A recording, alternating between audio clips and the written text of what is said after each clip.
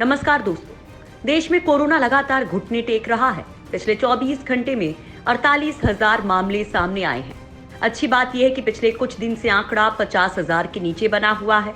उससे भी बड़ी बात यह है कि रिकवरी रेट यानी कि लोगों के ठीक होने की दर 91% को पार कर गई है, जिसने देश के सामने एक उम्मीद की किरण जगा दी है। कोरोना काल में अब देश की अर्थव्यवस्था भी अपनी स्थिति ठीक करने लगी है।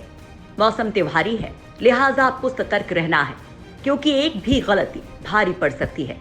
ये बात इसलिए क्योंकि कई देशों में फिर से लॉकडाउन लगाना पड़ गया है, तो कई देशों में चर्चा चल रही है। हालांकि दोस्तों, वैक्सीन को लेकर भी अच्छी खबरें सामने आ रही हैं, जो हम आपको बताने वाले हैं। देश में 6 लाख से भी कम हुए एक्टिव केस। दोस्तों, केंद्रीय स्वास्थ्य मंत्रालय ने आज बड़ी खबर दी है, और वो ये कि देश में अब सक्रिय मरीजों की संख्या 6 लाख के नीचे आ चुकी है। ये कुल मरीजों का 7.35% है। अब तक 74 लाख लोग कोरोना से ठीक हो चुके हैं और मरीजों के ठीक होने की दर भी 91.15% हो चुकी है। दोस्तों, कोरोना के खिलाफ लड़ाई में ये एक अहम उपलब्धि है। भारत में एक दिन में 48,648 नए मामले सामने आने के बाद देश में संक्रमितों की कुल संख्या बढ़कर 81 लाख हो गई है। वैक्सीन पर ब्राजील और अमेरिका से गुड न्यूज। दोस्तों, पूरी दुनिया में कोरोना वैक्सीन के लिए खोज लगातार जारी है।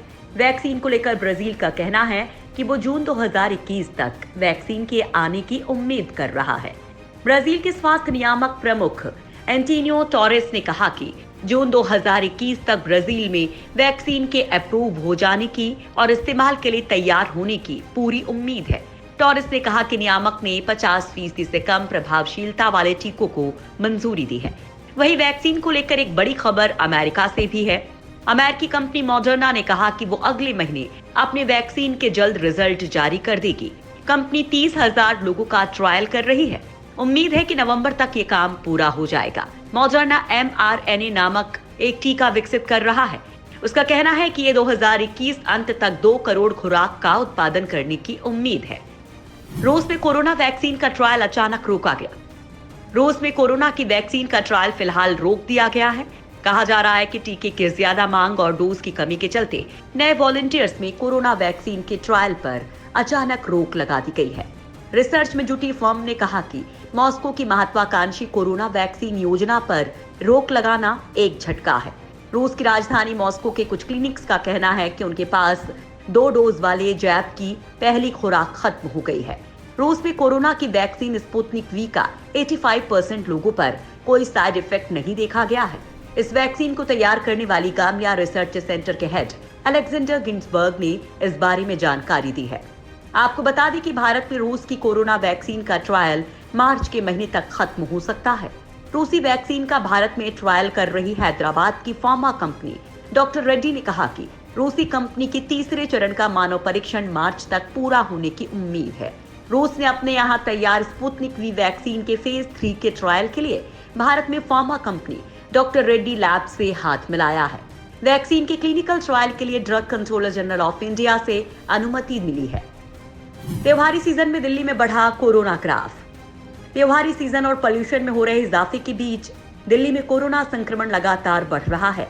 बुधवार को पहली बार एक दिन में कोरोना के 5,000 से ज्यादा मामले सामने आए थे। अब गुरुवार को यह आंकड़ा और बढ़ते हुए 5,739 पर पहुंच गया है। एक्सपर्ट इसके लिए त्योहारी सीजन, सिनेमा घर खुलने, बाजारों और अन्य सार्वजनिक जगहों पर अधिक भीड़ भाड़ को जिम्मेदार बता रहे हैं। दूसरी तरफ केंद्र सरकार ने कोरोना के तीसरे पीक की तरफ बढ़ रहे दिल्ली, केरल और पश्चिम बंगाल के हालात की समीक्षा कर तीनों ही राज्यों को लोगों में जागरूकता बढ़ाने पर जोर देने को कहा है। केंद्र ने सलाह दी है कि त्योहारों के मौसम में भी कोरोना वायरस की जांच, निगरानी और उपचार रणनीति पर जोर दें। साथ ही कोविड-19 संबंधी उपयुक्त आचरण के साथ ही लोगों में जागरूकता पैदा करने पर अतिरिक्त बल दें। इन राज्यों में कोरोना वायरस के मामलों में काफी इजाफा हुआ है। दुनिया के कई देशों में फिर लगा लॉकडाउन। दुनिया के कई देशों में कोरोना वायरस के मामले फिर बढ़ रहे हैं। कई देश ऐसे हैं जिन्होंने फिर से लॉकडाउन लगा दिया है। फ्रांस और जर्मनी फिर से लॉकडाउन लगा चुके हैं। बुधवार को उन्होंने ये फैसला लिया। फ्रांस के राष्ट्रपति ने बताया कि लॉकडाउन कम से कम नवंबर के आखिर तक रहेगा। वहीं जर्मनी में 2 नवंबर से 30 नवंबर तक लॉकडाउन रहने वाला है। वहीं सर्दियां शुरू होते ही स्पेन में भी जानलेवा कोरोना वायरस का कहर एक बार फिर से शुरू हो गया है। इसको देखते हुए देश में 6 महीने के लिए हेल्थ इमरजेंसी लगा दी गई है। कोरोना ने पहली लहर में ही स्पेन में कहर ढाया था। स्पेन में 35,000 से ज्यादा लोगों की मौत हो चुकी है।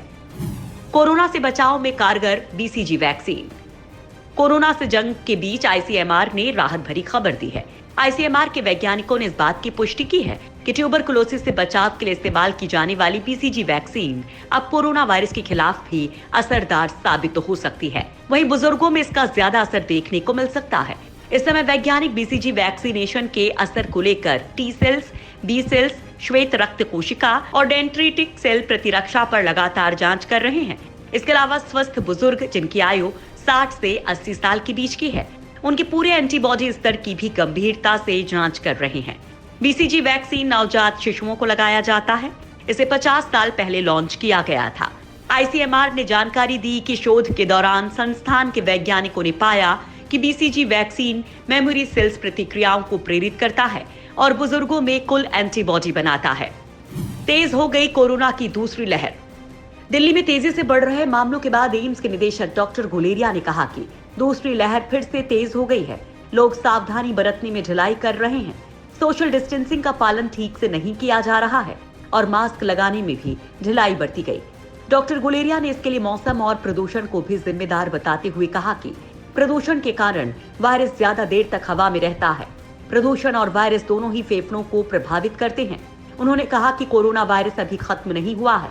गुलेरिया ने कहा कि मास्क लगाना जरूरी है। जरूरी काम ना हो तो बाहर ना जाएं।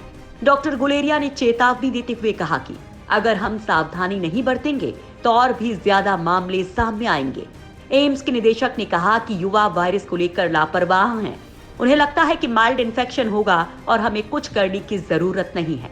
इस धारणा को गलत बताते हुए डॉक्टर गुलेरिया ने कहा कि युवा वायरस को घर ले जा रहे हैं और बुजुर्ग प्रभावित हो रहे हैं।